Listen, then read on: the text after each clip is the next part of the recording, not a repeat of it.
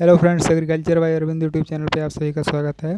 इस वीडियो में हम लोग बात करने वाले हैं bank of Maharashtra agriculture field officer mains exam preparation के स्ट्रेटजी के बारे में कि आप मेंस एग्ज़ाम प्रिपरेशन की स्ट्रेटजी क्या रखें कि जिससे कि आप हाईएस्ट स्कोर कर पाएँ और इस एग्ज़ाम को आप इजीली हैंडल कर पाएँ। तो चलिए देखते हैं। इसमें एग्ज़ाम पैटर्न की बात करते हैं तो इसमें 50 क्वेश्चंस आएंगे जो कि 100 मार्क्स के रहेंगे। और इसमें सिलेबस जो है, जो एग्रीकल्चर फील्ड ऑफिसर आईबीपीएस द्वारा कंडक्ट कराया जाता है जो मेंस एग्ज़ाम, उसका जो सिलेबस रहता है वही सेम सिलेबस इसका भी रहने वाला है। इसमें कुछ चेंजिंग नहीं हुआ है। और इसमें देखेंगे कि कौन कौन से टॉपिक आपको पढ़ने हैं जो कि मोस्ट इम्पॉर्टेंट हैं, और इन टॉपिक को वेटेज के अनुसार हमने क्रम में रखा हुआ है। तो आप इसी अनुसार आपको इसको रिवाइज करना है। जो जो माइनर टॉपिक हैं उसको सबसे पहले रिवाइज करना है, जिससे कि आपका कॉन्फिडेंस बूस्ट होगा। और जो मेजर टॉपिक हैं जैसे एग्रोनॉमी, सॉइल साइंस, हॉर्टिकल्चर, ये तो सभी लोग पढ़े रहते हैं, तो इसको हमने लास्ट में कवर किया है और आप भी लास्ट में ही कवर करेंगे तो अच्छा रहेगा। बात करें सिलेबस की तो सिलेबस में आपका सबसे पहले है सीड टेक्नोलॉजी। सीड टेक्नोलॉजी में जितने भी टाइप के सीड होते हैं, जिससे जितना भी उसका टैग कलर होता है, और seed multiplication ratio, seed replacement rate, seed viability, और जितने भी टाइप के जर्मिनेशन परसेंटेज वगैरह इसमें देखना है मोस्टली। फिर उसके बाद बात करें अगर बी कीपिंग की, तो बी कीपिंग में जितने भी हनी बी के स्पीसीज जो इंडिया में ग्रो किए जाते हैं, और हनी बी की लाइफ साइकिल क्या है, हनी बी के डिजीज़ क्या है, इन सभी को देखना है। उसके बाद बात करें सेरीकल्चर की, तो सेरीकल्चर में जो भी इंडिया में ग्रो किए जाते हैं, एरी मूंगा टसर, और जितने भी टाइप के सिल्क इंडिया में ग्रो किए जाते हैं उसको आपको अच्छे से देखना है। और फिर उसकी लाइफ साइकिल, उसमें डिजीज़ क्या है, इंसेक्ट क्या है, किससे प्रोटोजोआ से कौन सी डिजीज़ होती है, और इसमें लीडिंग स्टेट कौन सा सिल्क प्रोडक्शन कर रहा है, और लीडिंग कंट्री कौन सा है, इन सभी के बारे में आपको सेरीकल्चर में देखना है। मेट्रोलॉजी की बात करें तो मेट्रोलॉजी में आपका agro climatic zone, agro ecological zone, weather climate, और जितने भी फार्मूला हैं जैसे moisture availability index, moisture deficit index, और जो भी इम्पोर्टेंट जो पैरामीटर्स हैं जो नापने के लिए काम में आते हैं, जैसे साइक्रोमीटर हो गया, इसे क्या नापते हैं, और जितने भी नापने वाले यंत्र हैं उसको याद कर लेना है कि मतलब उससे क्या नापा जाता है। फिर उसके बाद बात करें एग्रीकल्चर इंजीनियरिंग की, तो एग्रीकल्चर इंजीनियरिंग में फार्म मैकेनाइजेशन, और अवेलेबिलिटी ऑफ हार्स पावर, मतलब कितनी शक्ति एक मैन के द्वारा, एक मैन की कितनी शक्ति होती है, वुमेन की कितनी होती है, चिल्ड्रन की कितनी होती है, डीजल इंजन क्या है, पेट्रोल इंजन क्या है, 4 स्ट्रोक 2 स्ट्रोक इंजन क्या है, टिलेज क्या है, टिलेज के जितने भी टाइप्स होते हैं, मिनिमम टिलेज, ये सभी आपको देखना है। और एग्रीकल्चर में जित इंजीनियरिंग में ट्रैक्टर हो गया, पावर टिलर हो गया, और फिर उसके साथ ही कंबाइन हार्वेस्टर हो गया, और रीपर हो गया, इन सभी के बारे में आपको पढ़ना है। और हल हो गया, प्लो कौन सा, देसी हल का आकार क्या होता है, इन सभी के बारे में आपको एग्रीकल्चर इंजीनियरिंग में देखना है। उसके बाद बात करें अगर एग्रो फॉरेस्ट्री की, तो एग्रो फॉरेस्ट्री में जितने भी फॉरेस्ट स्पीसीज़ हैं उसके आपके बॉटनिकल नेम आपको याद होने चाहिए। और फिर इसके साथ ही आपको जो भी जितने भी फिनोमेना होते हैं, सोशल फॉरेस्ट्री, एग्रो फॉरेस्ट्री, और agri silvi pastoral management, agri silvi culture क्या है, इन सभी के बारे में आपको एग्रो फॉरेस्ट्री में अच्छे से पढ़ना है।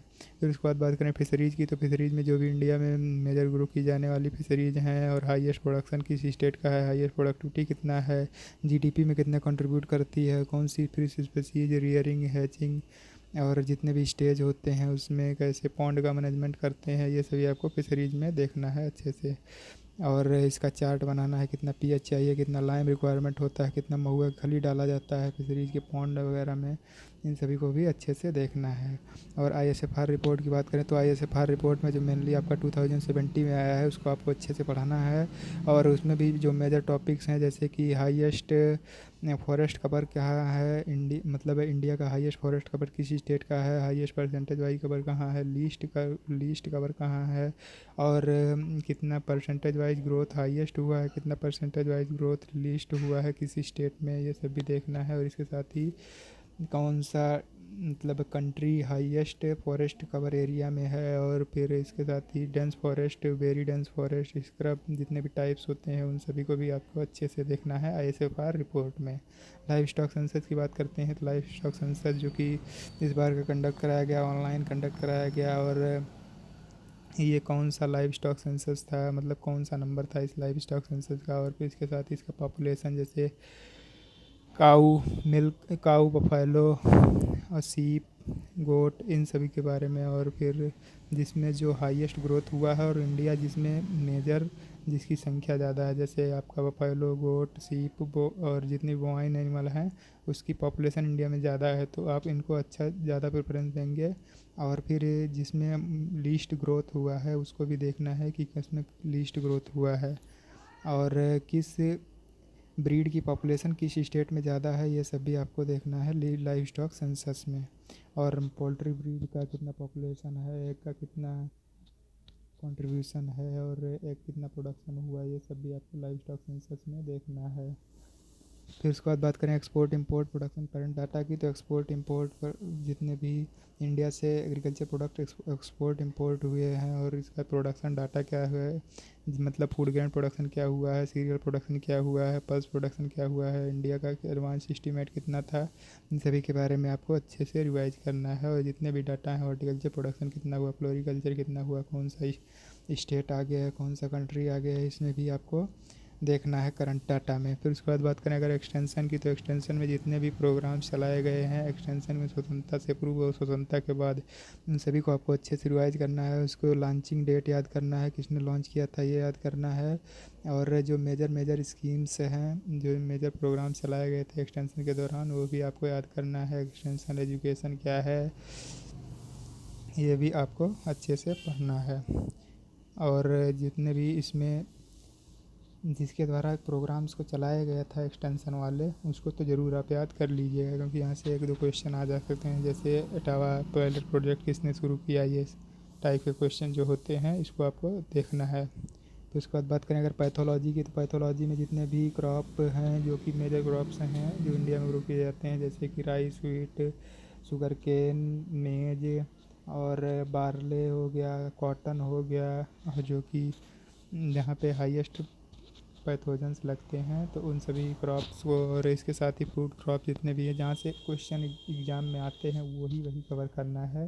फ्रूट क्रॉप में जैसे बनाना हो गया, गुआवा हो गया, अनार हो गया, लीची हो गया, मैंगो हो गया, डेट पाम हो गया, कोकोनट हो गया, इसके पैथोजेंस कौन कौन से हैं इसको भी आपको अच्छे से देखना है। फिर उसके बाद बात करें अगर एंटोमोलॉजी की, तो एंटोमोलॉजी में जितने भी इंसेक्ट हैं, इंसेक्ट पेस्ट जितने भी हैं उसको देखना है। और एंटोमोलॉजी में मतलब पेस्ट मैनेजमेंट के लिए पेस्टिसाइड कौन सा यूज़ करते हैं, कौन बैंड है कौन नहीं है, इसके बारे में भी आपको एंटोमोलॉजी में पूरा देखना है। और जितने भी मतलब इंसेक्ट हैं उसके जोलॉजिकल नेम और ये सब भी आपको अच्छे से याद होने चाहिए। फिर बात करेंगे जेनेटिकल प्लांट ब्रीडिंग की, तो जेनेटिकल प्लांट ब्रीडिंग में बैक क्रॉस, टेस्ट क्रॉस क्या है, फिर उसके बाद में जेनेटिक्स टर्म किसने दिया, जितने भी टर्म्स दिए गए हैं वो सब याद रखना है। प्लांट ब्रीडिंग में सिलेक्शन, हाइब्रिडाइजेशन, म्यूटेशन और जीनोटाइप, फिनोटाइप, ये सब क्या होता है, जो कि इम्पॉर्टेंट टॉपिक्स हैं उसको आप देख लेना। क्लिस्टोगैनी क्या है, और जितने भी टाइप के फेनोमेना है प्लांट ब्रीडिंग में उसको भी आपको अच्छे से कवर करना है। स्कीम्स की बात करें तो वाली स्कीम जैसे कि पीएम किसान हो गया ना, पीएम किसान हो गया, और इसके साथ ही प्रधानमंत्री फसल बीमा योजना हो गया, और सॉयल हेल्थ कार्ड हो गया, इनाम हो गया, और जो भी प्रधानमंत्री मत्स्य संपदा योजना हो गया, आत्मनिर्भर भारत के अंतर्गत कितने कौन कौन सी स्कीम्स लॉन्च की गई हैं, कौन से ऐप लॉन्च किए गए हैं, कौन से पोर्टल लॉन्च किए गए हैं, इसके बारे में आपको। और इसके साथ ही नाबार्ड नॉर्म्स क्या है, नाबार्ड नॉर्म्स मतलब किस किस प्रोजेक्ट का कितना मतलब सब्सिडी प्रोवाइड कराई जाती है, इसके बारे में आपको देखना है जितने भी नॉर्म्स आए हैं नाबार्ड के। और ये नाबार्ड नॉर्म्स अभी रिवाइज नहीं हुआ है, तो आपको प्रीवियस वाले ही नाबार्ड नॉर्म्स को फोकस करना है, ठीक है। और बात करें अगर हॉर्टिकल्चर की, तो हॉर्टिकल्चर में आपको हॉर्टिकल्चर तो पूरा फ्रूट कवर करना ही है। फिर उसके साथ ही floriculture, medicinal plant and vegetables के कुछ कुछ पार्ट्स को देखना है, क्योंकि यहाँ से जनरली बच्चे नहीं पढ़ते हैं और यहाँ से एग्जाम में क्वेश्चन आ ही जाते हैं। जैसे मेडिसिनल प्लांट में इसके आपके बोटेनिकल नेम, इकोनॉमिक पार्ट्स हो गया, यहाँ से क्वेश्चन आते हैं। और फ्लोरिकल्चर में ग्लेडियोलस हो गया, रोज हो गया, डहेलिया हो गया, यहाँ से क्वेश्चन देखे गए हैं। और वेजिटेबल्स में भी जो पोटैटो हो गया, ऑनियन हो गया, टोमेटो हो गया, और चिली हो गया, और पम्पकिन हो गया, मतलब कुकुरबिटेसी फैमिली के कोल क्रॉप्स कौन कौन से हैं, इसको भी आपको साइंटिफिक नेम वगैरह याद करना है, जो इम्पोर्टेंट टर्म दिए हुए हैं उसको याद कर लेना है वेजिटेबल्स में। उसके बाद बात करें अगर सॉइल साइंस की, तो सॉइल में फिजिकल प्रॉपर्टी और न्यूट्रिएंट एफिशिएंसी, फिर उसके साथ ही रॉक्स, मिनरल्स और उसके साथ ही कौन कौन से एसेंशियल न्यूट्रिएंट्स होते हैं, कौन प्राइमरी सेकेंडरी कौन सा है, फिर किस न्यूट्रिएंट का क्या रोल रहता है प्लांट में, और प्रॉब्लमेटिक सॉइल ऑफ इंडिया, कितने प्रकार के सॉइल इंडिया में पाए जाते हैं, और किसकी ईसी पीएच एफिशिएंसी कितनी होती है, और ईसी पीएच ईएसपी से एक क्वेश्चन लगातार आ रहा है हर एग्ज़ाम में, तो आपको इसको तो अच्छे से याद कर लेना है। ठीक है, saline soil, alkaline soil, saline alkaline soil, ये तीनों की पीएच ईसी एफिशिएंसी से क्वेश्चन आते हैं। बल्क डेंसिटी और पार्टिकल डेंसिटी से भी क्वेश्चन आते हैं, तो इसको भी अच्छे से देखना है सॉइल साइंस में। और सॉइल साइंस में आपका एक्टिव फैक्टर, पैसिव फैक्टर से भी क्वेश्चन आते हैं, बायो फर्टिलाइज़र से आते हैं, फर्टिलाइज़र से आते हैं, मैन्योर से आते हैं। तो इन सबको आपको अच्छे से देखना है कि फर्टिलाइज़र में कितना परसेंट कौन सा आपका न्यूट्रिएंट या न्यूट्रिएंट पाया जाता है। और इसमें जो मोस्टली आपको कवर करना है, जो वैसे मतलब बल्कि ऑर्गेनिक बल्कि मैन्योर होते हैं, और ढांचा हो गया, ये सब की भी देखना है। लीफी मैन्योर्स कौन कौन से हैं और इन सभी को आपको सॉइल साइंस में ही कवर करना पड़ेगा। राइजोबियम तो कैसे यूज़ करते हैं, जोटोबैक्टर का क्या रोल है, और कौन सिम्बायोटिक बैक्टीरिया है, कौन एसिम्बायोटिक है, इन सभी को आपको सॉइल में देखना है। बात करें अगर एनिमल हस्बेंड्री की, तो एनिमल हस्बेंड्री में आपका जितने भी एनिमल्स के ब्रीड दिए हुए हैं, जैसे आपका बफेलो और कैटल, सीप, गोट, इन सभी के पिग, इन पांचों के तो कम से कम आपको ब्रीड याद होनी चाहिए। उसके साथ ही जैसे कैटल में जितने उसके स्टमक डिवाइड होते हैं 4 पार्ट्स में, तो उसको पूरा याद रखना है। और फिर उसके साथ ही इसमें आपका नाबार्ड नॉर्म्स के अकॉर्डिंग फ्लोर स्पेस क्या होना चाहिए, और इसका बोवाइन का मैनेजमेंट कैसे करते हैं, और कितना चारा देते हैं, और दांतों की गणना से उसके ईयर को कैसे निकालते हैं, और इसके साथ ही मिल्क प्रोडक्ट, डेयरी प्रोडक्ट जितने भी हैं उसके कंपोजिशन के बारे में आपको याद रखना है। और उसके जितने भी एनिमल के डिजीज़ होते हैं, कौन सी डिजीज़ कौन सी वैक्सीन कब लगती है, और पोल्ट्री में कौन कौन से डिजीज़ लगते हैं, पोल्ट्री की कौन कौन सी ब्रीड है, किसी स्टेट की कौन पार्टिकुलर ब्रीड है, इसको भी आपको अच्छे से देखना है इसमें। और एक प्रोडक्शन, एक का कंपोजिशन हो गया, और मीट का प्रोडक्शन वगैरह भी आपको, पोल्ट्री मीट का कहाँ ज़्यादा है, पिग का कहाँ पॉपुलेशन ज़्यादा है, ये सब भी आपको इसमें कवर करना है। बात करें अगर एग्रोनॉमी की, तो एग्रोनॉमी में आपका जितने भी क्रॉप्स हैं उसके साथ ही क्रॉप्स को कवर कीजिए, जैसे कि आपका व्हीट, राइस, मेज, पार्ले, कॉटन, शुगर केन और जूट, यहाँ से क्वेश्चन आते हैं, तो इन सभी को आपको अच्छे से देखना है। फिर उसके साथ ही एग्रोनॉमी में जितने भी इम्पोर्टेंट टॉपिक जैसे कि cropping system, cropping pattern, irrigation, drainage, irrigation के टाइप्स ऑफ इरिगेशन कितने होते हैं, ये सब आपको अच्छे से देखना है। वीड मैनेजमेंट कैसे करना है, वीडिसाइड कौन कौन सा यूज होता है, कौन सा वीडिसाइड किस ग्रुप से बिलोंग करता है, ये सब भी आपको एग्रोनॉमी में देखना है। और एग्रोनॉमिकल प्रैक्टिसेस जैसे बेंच टेस्टिंग हो गया, और इसमें मतलब कितना स्लोप होना चाहिए, ये सब भी आपको एग्रोनॉमी में देखना है। बात करें जनरल एग्रीकल्चर की, तो जनरल एग्रीकल्चर के लिए आप नेमरा सुंडा को फॉलो कर सकते हैं। सुंडा से आप अच्छे से एक बार जनरल एग्रीकल्चर को पूरा रिवाइज करेंगे। और इसके बाद बात करें कि इन सभी को आपको कैसे रीड करना है, तो इसको रीड करने के लिए आपको क्या करना है, जितने भी टॉपिक्स हैं उनके आप टेबल फॉर्म में नोट बनाइए, और उसी से आप टेबल्स को रोज़ डेली रिवाइज कीजिए। जैसे कि आप फिशरीज़ का नोट्स बना रहे हैं, तो इसमें आपको मैक्सिमम कोशिश करनी है कि आप उसको कंसाइज करके टेबल फॉर्म में ही क्रिएट करें, जिससे कि आपको याद करने में आसानी होगी। और उस टेबल्स को आप डेली बेसिस पे रिवाइज करें, और practice more and more question of theory part by S R Kantwa and other objective book. जितने भी थ्योरी पार्ट है, जैसे कि कोई ज़रूरी थोड़ी ना है कि करंट अफेयर से ही क्वेश्चन आते हैं, आधा पोर्शन तो आपका जनरल एग्रीकल्चर का रहेगा ही एग्ज़ाम में। तो आप ये कोशिश कीजिए कि जनरल एग्रीकल्चर का पोर्शन है उसको आप इतना अच्छा कर लीजिए कि आपको करंट पे बहुत ज़्यादा डिपेंडेंट ना रहना पड़े। तो आप इसके लिए आप जितने भी ऑब्जेक्टिव टाइप्स की बुक हैं जो जनरल एग्रीकल्चर की हैं, उसके आप मोस्ट ज़्यादा से ज़्यादा क्वेश्चन की प्रैक्टिस कीजिए, जिससे कि आपके थ्योरी पार्ट आसानी से कवर हो जाए और यहाँ से आपका एक भी क्वेश्चन गलत ना होने पाए। और लास्ट टाइम में आपको क्या करना है, कम से कम 2 से 3 मॉक्स को परचेज करना है, जो कि डिफरेंट ट्रस्टेड कोचिंग के मॉक्स होते हैं, उसको आपको देंगे तो आपको ये आइडिया लगेगा कि एग्ज़ाम में क्वेश्चन कैसे पूछे जा सकते हैं।